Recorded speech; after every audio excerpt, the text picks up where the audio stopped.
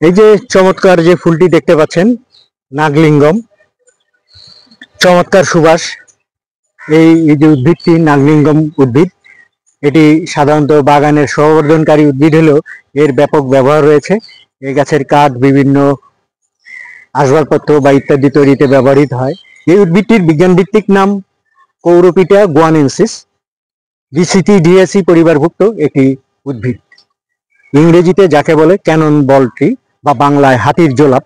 হাতির জোলাপ বলার কারণ হচ্ছে এই গাছের ফল হাতির প্রিয় খাবার, এই কারণে এটি খুব বড় গোলাকার হয়, খুবই চমৎকার, এই কারণে একে হাতির জোলাপ বলা হয়। এবং চমৎকার শোভাবর্ধনকারী এবং ঘ্রাণ উৎপাদনকারী একটি উদ্ভিদ। এই সুগন্ধি শিল্পে এই ফুলের প্রচুর ব্যবহার রয়েছে। এছাড়া এই উদ্ভিদের পাতা, ফুল, বাকল ইত্যাদি অ্যান্টি ফাঙ্গাস, অ্যান্টি ব্যাকটেরিয়াল এবং অ্যান্টিসেপটিক হিসাবে কাজ করে, যার কারণে আমাদের আয়ুর্বেদ এবং ইউনানি শাস্ত্রে এর ব্যবহার রয়েছে।